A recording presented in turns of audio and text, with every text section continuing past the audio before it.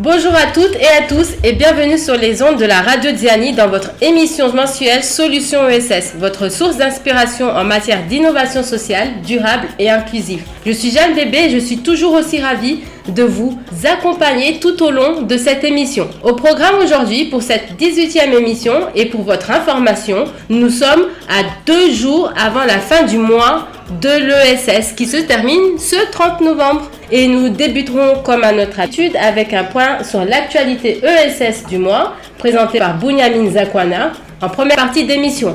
En deuxième partie d'émission, nous accueillerons 2 invités passionnés, innovants comme toujours. Et pour notre première interview, nous allons recevoir par téléphone Madame Samira Ben Ali, juriste engagée pour la justice climatique au sein du mouvement de la jeunesse pour la justice climatique et déléguée jeune de la société civile à la COP30. Avec elle, nous allons parler de la COP30 actuellement en cours au Brésil. Pour notre seconde interview, nous accueillerons par téléphone également Madame Anlaouia Dou, directrice innovation à la ville de Mamoudzou, membre de la délégation du GICEP 2025. Et avec elle, nous allons échanger sur son retour d'expérience au GICEP qui a eu lieu du 29 au 30 octobre 2025 à Bordeaux. Un programme riche en échanges et en informations. Restez avec nous. Nous revenons juste après une pause musicale pour votre point sur l'actualité ESS.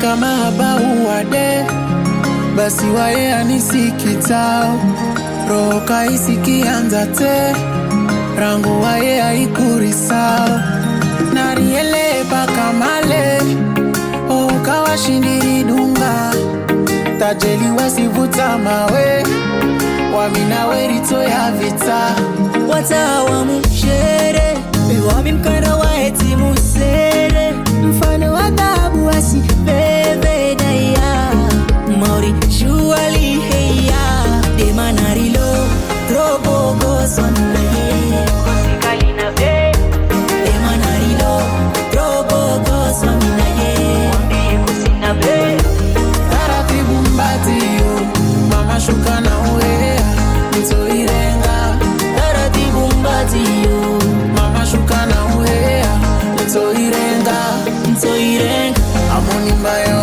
mama amoni tamania wala titoiharo kakuli yangu mama amoni tamania wala titoiharo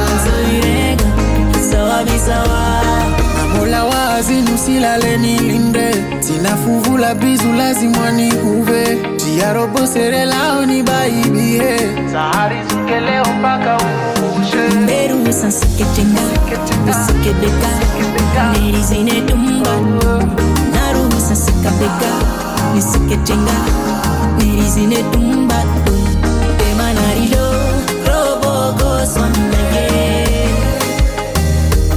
Ema narilo Robo goswanaye Taratibu mbatio Mama shuka na uea Ntoirenga Taratibu mbatio Mama shuka na uea Ntoirenga Amoni mbayo mama Amoni tamania wala titoihara kakuli yangu mama Amoni tamania wala titoihara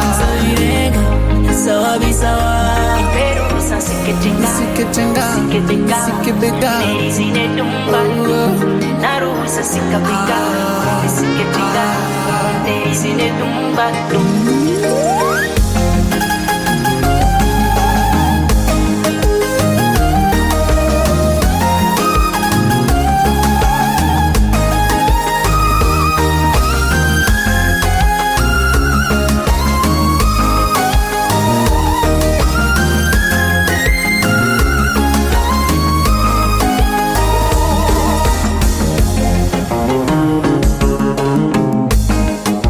Nous sommes de retour dans votre émission Solutions ESS sur les ondes de la Radio Diani. Bienvenue à vous qui nous rejoignez maintenant et merci à toutes et à tous d'être toujours aussi nombreux à nous suivre tous les derniers vendredis de chaque mois.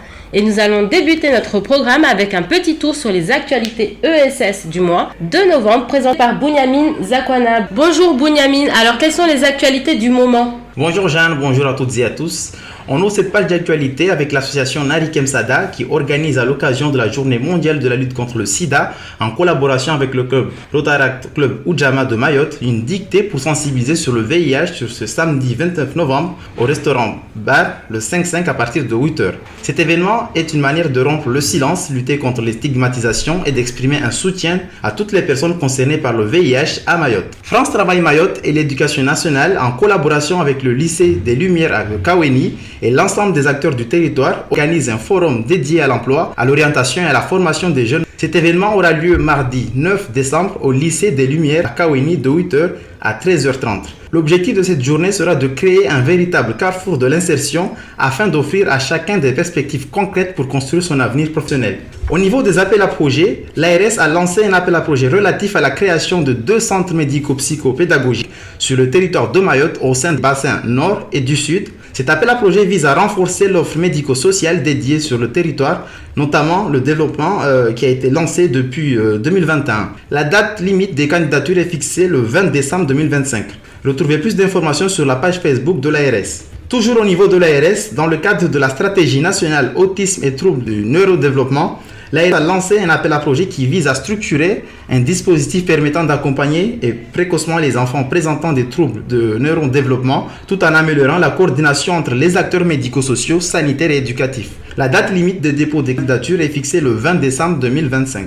Avec la Fondation Cultura, la Bibliothèque Sans Frontières déploie le programme Microbibli qui soutient la création des petites bibliothèques portées par des associations, commerces ou jeunes engagés. Ce dispositif est particulièrement adapté à la situation post-cyclonique de Mayotte puisqu'il peut rapidement appuyer les initiatives locales, soutenir les structures associatives et poser les bases d'un réseau de points de lecture dans tout l'archipel. Pour rappel, depuis 2007, la Bibliothèque Sans Frontières défend l'accès aux livres dans des contextes de crise comme levier de résilience et d'accompagnement psychosocial. Plus de 120 microbiblis existent depuis longtemps dans l'Hexagone et dans les Outre-mer. La date limite de dépôt des candidatures pour cet appel à projet est fixée le 7 décembre 2025. Retrouvez plus d'informations sur le site internet de la Bibliothèque Sans Frontières. Le fonds de dotation Horizon a lancé un appel à projet dédié aux parents et proches aidants d'enfants présentant des troubles neurodéveloppement. Cet appel à projet vise essentiellement des projets portant sur le soutien psychologique, émotionnel et social des parents, le répit, notamment le séjour, ateliers de bien-être, solutions de garde ponctuelles, l'accompagnement administratif et juridique, mais également des formations pour mieux comprendre les troubles neurodéveloppement et renforcer les compétences d'accompagnement et bien d'autres projets de ce type. En résumé, cet appel à projet vise à soutenir ceux qui soutiennent afin d'améliorer la qualité de vie des familles. La date limite des candidatures est fixée le 15 décembre 2025. Retrouvez plus d'informations sur la page Facebook de la CRES de Mayotte. Quels sont les ateliers à venir pour ce mois de décembre, Bunyamin ? Alors, pour ce mois de décembre, nous avons un atelier qui est programmé, qui est prévu mercredi 18 décembre de 9h à midi sur le thème « Comment compléter un CFA ?» donc qui est organisé par la CRES de Mayotte. Le lieu de cet atelier n'est pas encore défini. Retrouvez plus d'informations sur cet atelier sur la page Facebook de la CRES sur les prochains jours. Merci Bunyamin pour ces actualités toujours aussi riches et aussi variées qui démontrent une fois de plus tout le dynamisme de l'économie sociale et solidaire sur le territoire de Mayotte. Et pour nos chers auditeurs et auditrices, on se retrouve pour la seconde partie de notre émission préférée.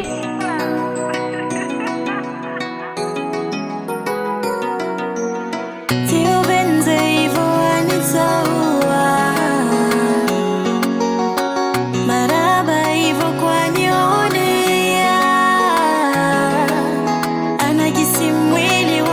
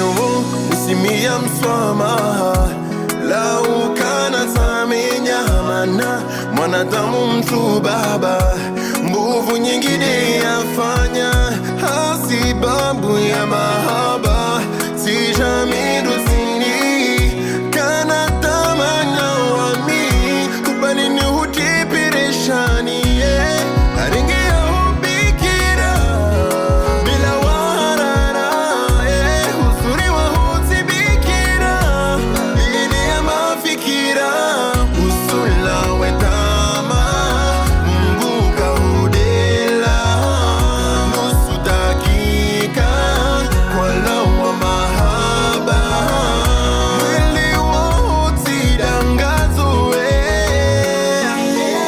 nafusi ya hosive mengowe siulula tihutawadi wawe usikina taratudi tihusiki mihono miliri mieri pare wana wengi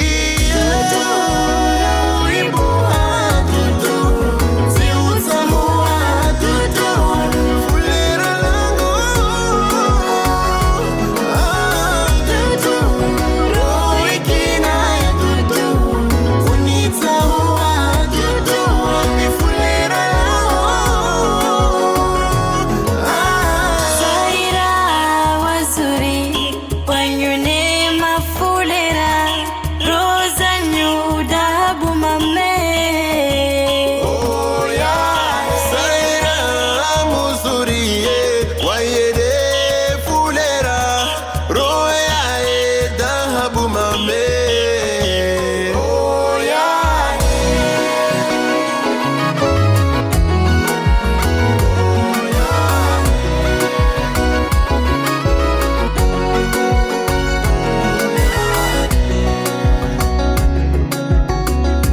De retour dans Solutions ESS sur les ondes de la radio Diani, nous avons le plaisir de recevoir pour notre première interview par téléphone Madame Samira Ben Ali, juriste engagée pour la justice climatique au sein du mouvement de la jeunesse pour la justice climatique et déléguée jeune de la société civile à la COP30. Et avec elle, nous allons parler de la COP30 actuellement en cours au Brésil. Madame Samira Ben Ali, bienvenue dans notre émission. Un honneur de vous avoir aujourd'hui et merci d'avoir accepté notre invitation. Bonjour Jeanne, merci beaucoup pour cette invitation. Ça me fait très plaisir d'être dans la radio Dani et parler de Solutions SES. Et vraiment très très contente de pouvoir partager des résultats de la COP parce que maintenant en fait elle s'est terminée et ravie de faire un bilan. Ah, super. Toute première question pour vous. Est-ce que vous pouvez nous présenter justement ce que c'est que la COP31 et nous expliquer votre rôle en tant que juriste engagé pour la justice climatique au sein du mouvement de la justice climatique? C'est ça, hein? C'est bien cela? Oui, c'est ça.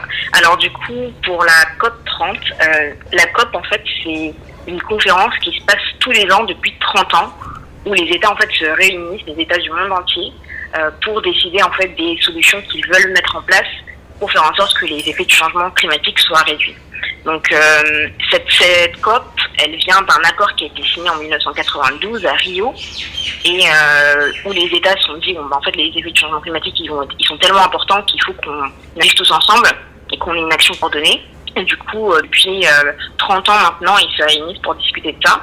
Et là pour cette COP en particulier les enjeux étaient autour des questions de la transition juste, parce que passer des énergies fossiles à des énergies non fossiles qui sont renouvelables, ça nécessite une transition, et donc les États devaient se mettre d'accord sur comment est-ce qu'ils voulaient faire pour faire en sorte de changer de système. Il n'y avait pas que ça aussi, il y avait des enjeux autour des questions de financement, énormément de questions normalement d'adaptation, financement aux adaptations, parce que les effets du changement climatique, ça a des impacts aujourd'hui sur nos terres un peu partout dans le monde, et du coup il faut essayer de pouvoir s'adapter à ces effets-là. Et donc les États ils sont réunis là du coup à Belém au Brésil pour pouvoir discuter ça, et c'était les retours sont un peu mitigés. Il y a plein de choses qui sont pas forcément bien conclues, mais à part vraiment sur les questions de transition juste où là il y a eu un accord pour un mécanisme sur la transition juste.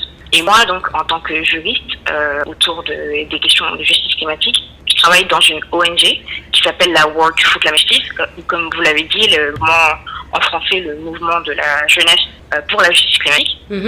Et en tant que juriste sur cette organisation-là, j'ai travaillé moi sur une affaire qui a fait pas mal ego titres cet été, où en gros on est parti avec plein d'autres jeunes du monde entier. On a fait une campagne pour pouvoir aller à la plus haute cour du monde, qui est la Cour internationale de justice, pour obtenir ce qu'on appelle un avis consultatif. Et donc un avis consultatif, c'est un document qu'une cour ou un tribunal peut nous donner pour clarifier certaines questions de droit qu'on juge qui ne sont pas encore assez claires. Du coup, nous, les questions de droit qu'on voulait clarifier, c'était autour des obligations des États en matière de changement climatique, parce que généralement, ce qu'on voit, c'est que les États font un peu ce qu'ils veulent, et ils vont pas assez vite vis-à-vis de l'urgence climatique à laquelle on fait face. Et donc, cette cour-là nous a donné un avis consultatif qui est assez conséquent et qui est vraiment très bien rédigé, qui est assez impactant dans le milieu du droit international climatique. Et qui dit notamment que les États ont des obligations qui sont d'atténuation, d'adaptation, de coopération qui sont strictes, et des questions aussi d'obligations en matière de droits de l'homme. Quand on parle de changement climatique, on parle aussi de droits de l'homme, puisqu'en fait, nous, les êtres humains, vont être impactés, et nos droits donc, vont être impactés. Et aussi des questions de réparation, où, par exemple, cette Cour-là a dit que quand les États font des choses qui ont des impacts sur l'environnement, et notamment le système climat, donc ils doivent réparer quand ils causent des effets négatifs. Donc moi, je travaille vraiment autour de ces questions-là de droit, pour essayer de les traduire après dans des négociations comme à la COP. D'accord. Mais quelle est la différence avec c'est la même chose, peut-être que ça a changé de nom, avec le sommet de l'environnement et de la Terre, c'est comme ça qu'on appelle, qui est organisé par l'ONU depuis 1972. Est-ce que ce sont les mêmes instances ou pas du tout? Donc le sommet dont vous parlez, qui a eu lieu en 1992, c'était vraiment un sommet pour réunir les États pour qu'ils se mettent d'accord sur l'accord de Rio, qui a notamment du coup découlé après de la création de la PNUC. D'accord. Donc l'organe, la PNUC, c'est en fait la conférence des Nations Unies sur l'environnement et le développement. Et donc cette PNUC-là, en fait, la COP, je ne sais pas si je suis assez claire, mais le sommet de Rio, c'est vraiment un événement qui a eu lieu en 1992. Et en fait, elle a pu permettre de créer la structure qui maintenant et la COP. Dirige la COP. D'accord. Ouais, exactement. D'accord. Donc ce sont deux choses différentes, mais qui sont quand même assez reliées historiquement. Il y a une sorte de cause à effet, de relation. Ok. Exactement, il y a une continuation. Et vous en avez parlé hâtivement, mais vous avez parlé de clivage sur certains sujets, de choses non conclues. Justement, quelles sont les principales conclusions de cette 30e édition qui s'est tenue au Brésil? Donc, comme je le disais, il y a eu certaines choses qui ont pu avancer, notamment autour des questions de la transition juste, ou partir des énergies fossiles pour pouvoir faire en sorte que qu'on puisse aller dans les énergies renouvelables de façon qui soit juste pour les personnes qui travaillent autour des énergies fossiles. Il y a eu certaines conversations autour de ça qui sont bien passées, mais il y a eu d'autres choses qui sont moins bien passées, notamment vu que c'était une COP qui passait à Belém, qui est dans l'Amazonie. On attendait à ce qu'il y ait des sujets autour de la déforestation, ou en tout cas un accord autour de la déforestation, ce qui n'a pas eu lieu. On voulait aussi en fait réitérer dans le texte final qui a été négocié, vraiment faire en sorte qu'il y ait des mentions qui sont importantes, fortes des énergies fossiles. Mais en fait, il y a eu pas mal de lobbies de certains États qui sont très pro-énergie fossile, qui n'ont pas voulu du tout avoir de mention en fait du sujet, de problématique. Si on ne peut pas parler des énergies fossiles dans une conférence qui nous permet de sortir des énergies fossiles, c'est assez étrange. Et donc, il y a eu certains clivages là sur des notions qui sont très importantes. Un autre clivage qui a eu lieu dans la négociation du texte final, c'était autour de la question des 1,5 degrés Celsius. Et en gros, ces 1,5 degrés Celsius, c'est quelque chose qui a été négocié dans l'accord de Paris il y a 10 ans, où les États se sont mis d'accord pour dire que on doit faire en sorte que le réchauffement climatique global, il ne dépasse pas 1,5 degré vis-à-vis de l'ère pré-industrielle. Et donc, c'est de dire qu'on fait tout notre possible pour rester en dessous de cette limite-là, parce que si on va au-delà de ça, on va vraiment faire en sorte de détruire en fait la vie sur Terre.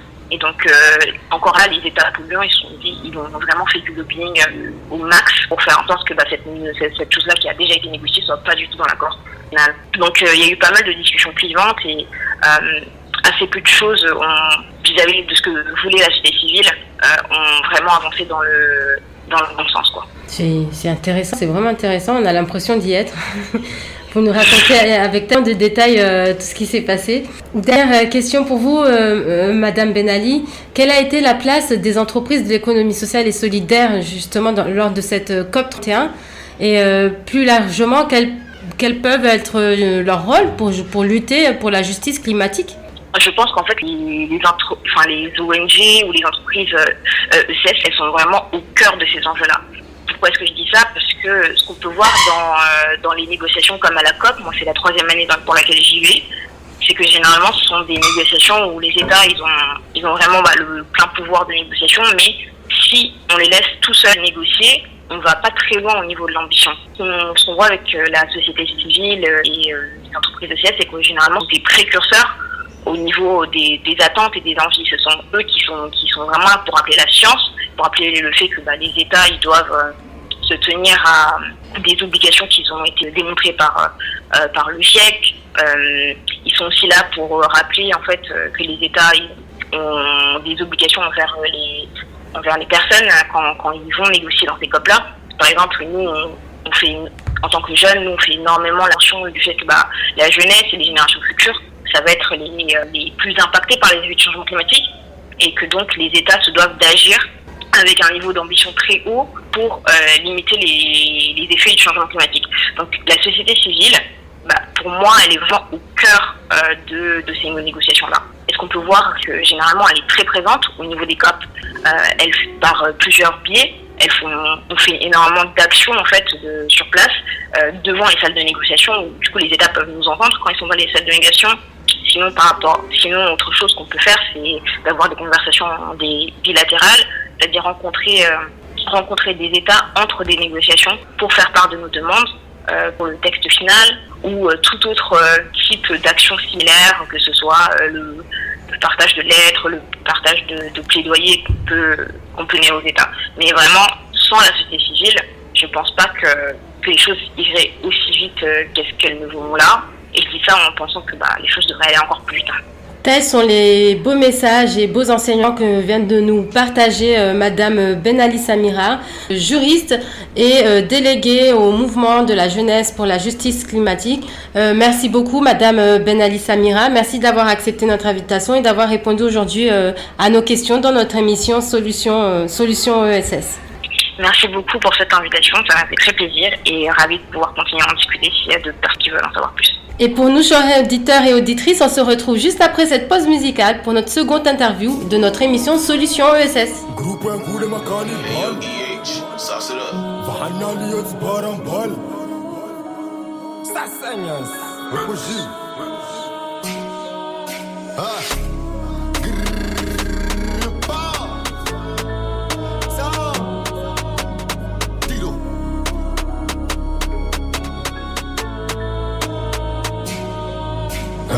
Sana Ruano sura zao mahakama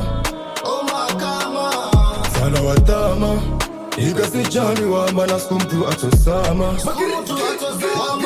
Wabu wa mlango Wamlibere skwali ni bamhalas Kavute na tanafas maza wako fikiru renga plus Shohori kunya vule we Malna walona uvumi Ligio malavuni Wakina tarzamu King Kong Derrière les barreaux j'ai passé à vous Maintenant de retour parmi vous Si som hatan wale landu mono Tongos kamanga vous Wakotsa wani boykote Nisi wene roho beti vuku Kamehameha Shido avir Zani akadavru Dédicace à tous ceux qui m'ont sous-estimé, c'était pas facile, Naira Mahadani, surtout à 4 bonne année. Actuellement dans la cour des grands, j'ai rêvé de ça depuis l'enfance. Les gars au vol la deuxième chance, essayez, vous tringuez la confiance. Oscar Linguza Moliza Watunani Sherike Madamana Katakana Rakinina Wanyula Kana Munfutse Ulota Chisama Duniani Rispira Nantia c'est chaque son tour, chaque son tia Hérité wa Sabamana Asremana Nyokana Tarumatana Yuano Suraza Mahakama Sana watama Ikasijali wa manasku mtu atosama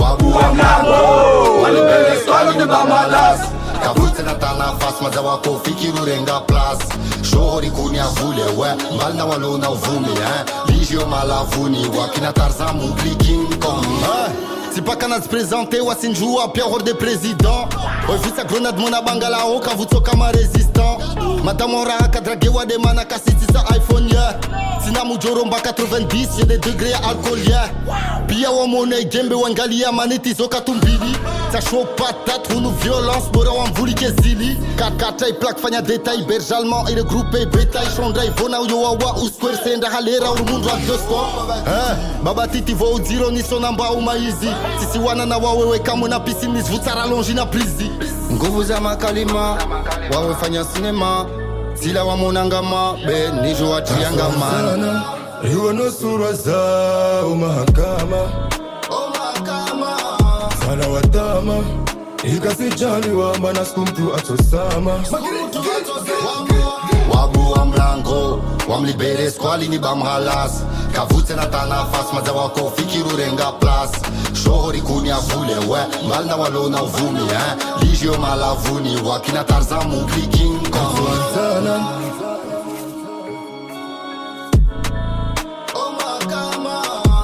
watama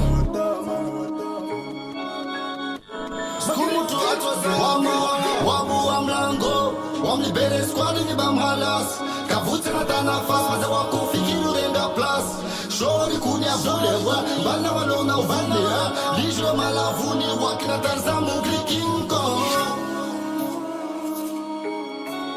Hey yo, EH, sauce it up. Nous sommes de retour dans votre émission Solutions OSS sur les ondes de la radio Diani. Et pour notre second interview, nous allons recevoir maintenant Madame Anlaouia Abdou, directrice innovation à la ville de Mamoudzou, membre de la délégation du JCEF 2025. Et avec elle, nous allons justement parler de son retour d'expérience au JCEF 2025. Bonjour Madame Anlaouia Abdou et merci d'avoir accepté aujourd'hui notre invitation pour participer à notre émission Solutions ESS. Bonjour Jeanne, bonjour auditeurs et auditrices de Radio Diani. J'ai accepté avec plaisir de participer aujourd'hui pour échanger sur le JCEF de Bordeaux. Alors c'est vrai que le mois dernier, nous avons pu recevoir Madame Djemila Hassani qui nous avait parlé également du JCEF mais sous l'angle d'ESS France Outre-mer.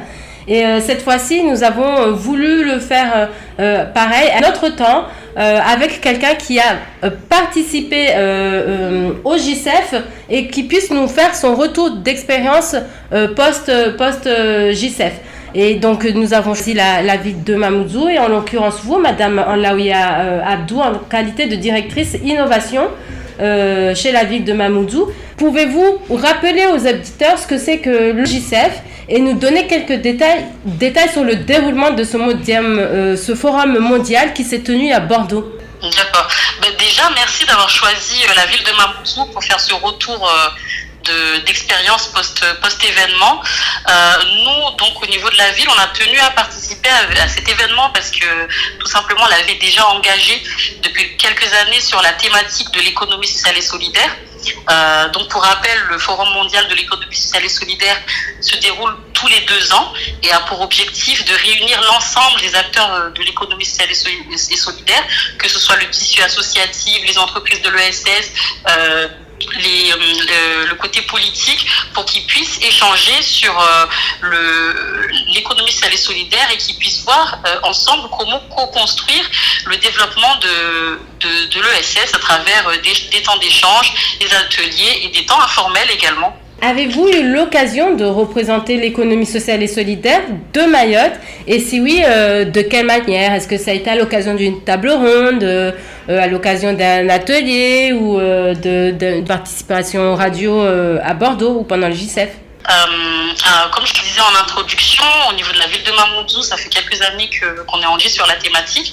On a tenu cette année à participer parce que j'avais déjà participé à l'édition qui a eu lieu à Dakar il y a 2 ans avec un autre collègue de la ville, donc entre techniciens. Cette année, on y a participé, donc moi, directrice innovation économique et sociale, et également le directeur de la commande publique, M. Elakmi Noudjoumoudine. Et puis, nous avons été accompagnés par notre élu en charge des finances. L'objectif, c'était non seulement de faire mieux découvrir ce que c'est que l'économie sociale et solidaire, pour mieux le financer, mieux l'accompagner au niveau de la ville, mais également le représenter, montrer qu'à Mayotte et plus précisément à Mamoudzou, nous sommes déjà engagés et nous mettons déjà en place des actions. Pour ma part, j'ai pu représenter l'ESS Maurez via un atelier sur la thématique de l'économie informelle qui a été animé par Djemila Hassani de SS France Outre-mer, également avec Kamal Youssouf, le directeur de la CRES de Mayotte, et puis un partenaire qui est venu de la Jamaïque.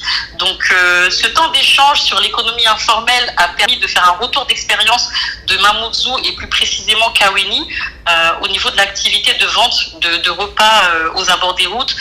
C'était d'expliquer comment on fait, nous, pas pour éradiquer cette activité-là, mais pour mieux l'accompagner. Parce ce qu'on a pu faire comprendre aux élus de Mamoudzou, c'était que ce qui est important, c'est de pas supprimer l'activité de ces personnes-là qui le font pour y vivre, mais de mieux l'accompagner. Donc déjà ça a permis d'expliquer qu'à Mayotte, il y a des choses qui se font, et également de mettre en avant le fait que nous, on a un modèle qui est assez bien, parce que souvent à Mayotte, on parle que de l'aspect négatif avec les difficultés qu'on rencontre, mais nous, le modèle mahorais et français est déjà très bien parce on a une loi en fait qui quadrille notre activité. Donc il y a eu cet atelier-là où on a pu faire un retour d'expérience, et puis il y a eu divers temps d'échange plutôt informels qu'on a pu avoir avec d'autres collectivités, où on a pu échanger sur la commande publique responsable, ce que font les autres collectivités pour rendre la commande publique responsable, et puis se rendre compte aussi qu'à Mamoudzou, on était déjà assez bien avancé sur la thématique de la commande publique responsable. Sur ce que vous venez de nous dire et de nous expliquer, et ce que vous avez vécu pendant le JCEP, est-ce que vous pouvez nous expliquer plus en détail la dynamique qu'il y avait entre les différentes délégations d'outre-mer? Donc vous parlez de SS France, vous parlez de la ville de Mamoudzou, vous parlez de Kamal Youssouf, le directeur de la CRES de Mayotte. Donc est-ce qu'il y a eu plusieurs délégations? Est-ce que vous vous êtes réunis, vous en avez formé qu'une? Quand on parle de SS France Outre-mer, est-ce qu'il y avait toutes les CRES de Mayotte, ou c'était d'autres institutions Est-ce que vous pouvez nous expliquer l'écosystème que vous avez formé pour représenter Mayotte et l'économie sociale et solidaire pendant ce JCEF-là?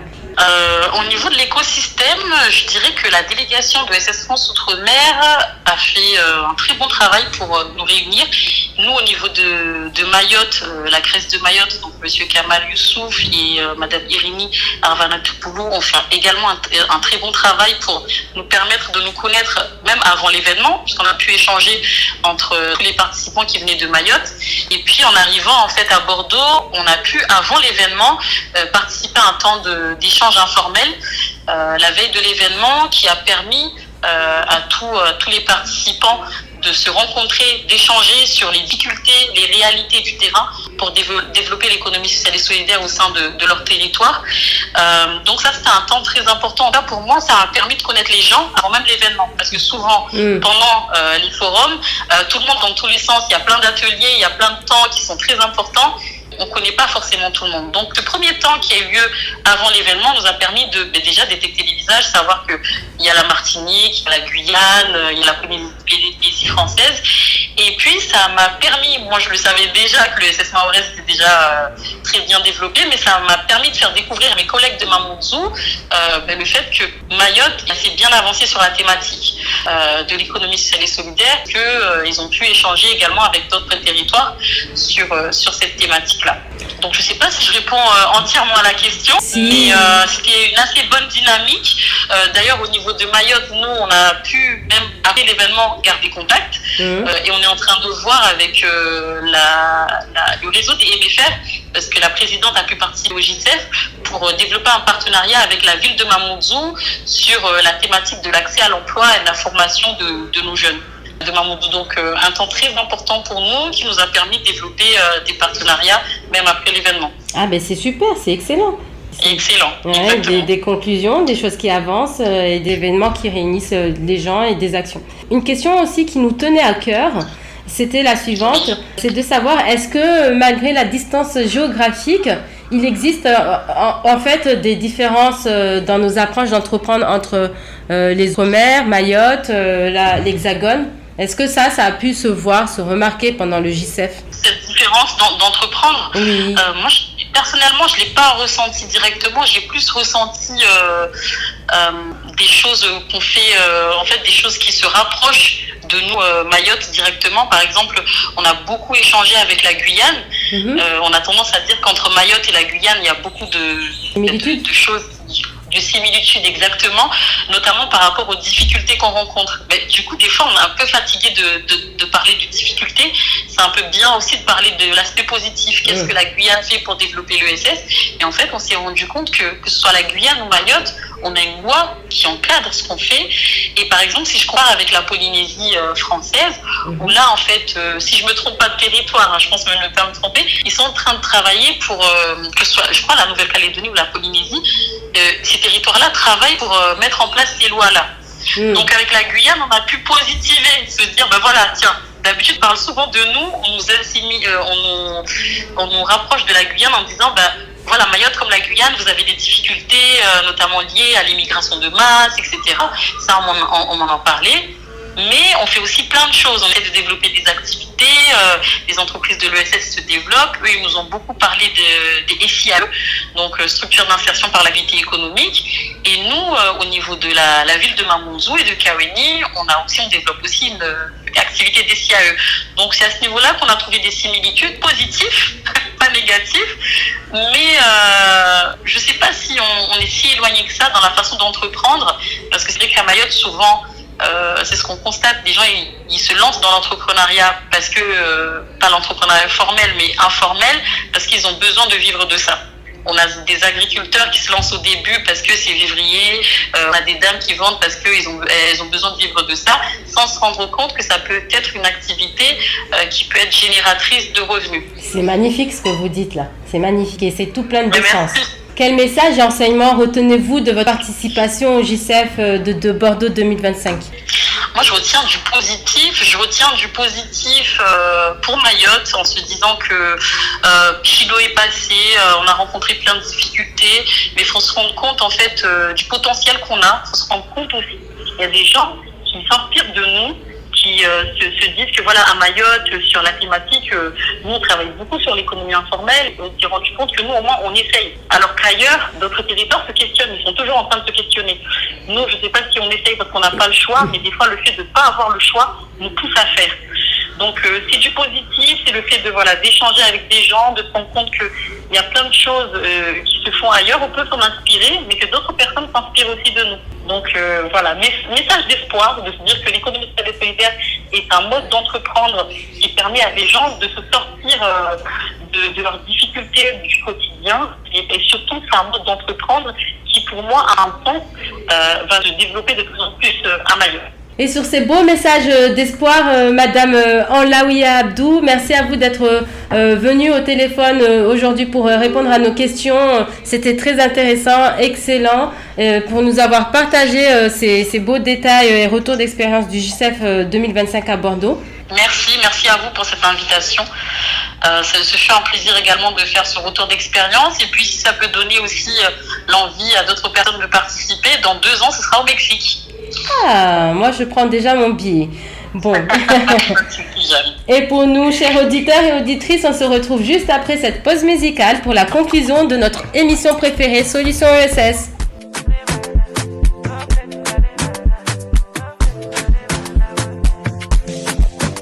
On ne se voit plus, ça fait un petit temps que je n'ai plus tenté de la recontacter. Je l'ai laissé Jacques, elle se plaignait que je n'en dise pas assez sur ce qui se passait. Je me refais petite santé, jointe Cali sans paix. Qui doit te passer par là? Elle aime fréquenter Paname, un milliard de bardins. Qui doit te passer par là? Elle aime fréquenter Paname, un milliard de bardins. Oh, peut-être tu m'as dévalé, oh, peut-être tu m'as dévalé, oh, peut-être tu m'as dévalé,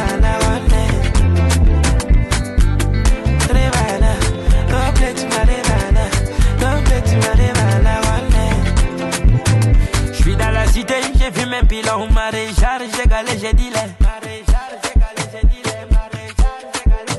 Je suis dans la cité, j'ai vu mes pilons, maréchal, j'ai galé, j'ai dit l'on. Oh, peut-être tu m'as révélé, oh, peut-être tu m'as révélé, oh, peut-être tu m'as révélé, oh, peut-être tu m'as révélé, oh, peut-être tu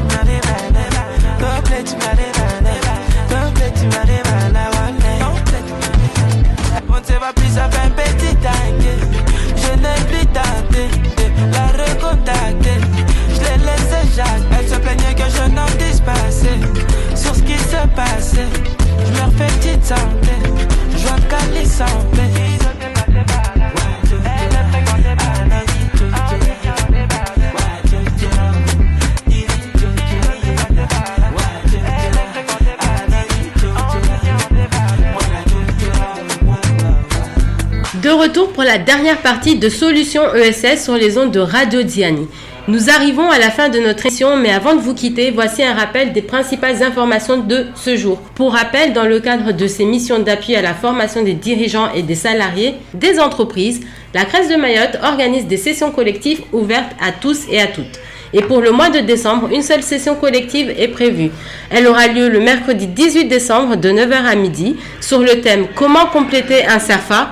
organisé par la CRES de Mayotte. Le lieu reste à définir. N'hésitez pas à consulter nos pages Facebook et LinkedIn pour consulter le lieu ainsi que la date du prochain atelier collectif organisé par la CRES de Mayotte.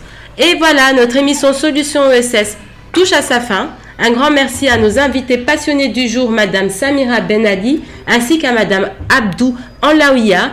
Nous espérons que ces échanges vous auront apporté des informations utiles et inspirantes. N'hésitez pas à réagir et à partager vos réflexions sur nos réseaux sociaux ou à retrouver cette émission dans le site de la Radio Diani. Et pour nous, c'est tout pour aujourd'hui, mais l'innovation, elle, ne s'arrête jamais. Continuez à soutenir l'économie sociale et solidaire, car ensemble, nous pouvons construire un avenir plus juste et durable. Nous vous donnons rendez-vous l'année prochaine pour une nouvelle édition de Solutions ESS avec toujours plus d'initiatives solidaires et innovantes à découvrir. D'ici là, restez engagés, restez inspirés, restez solidaires et surtout prenez soin de vous et à très bientôt sur les ondes de la Radio Diani.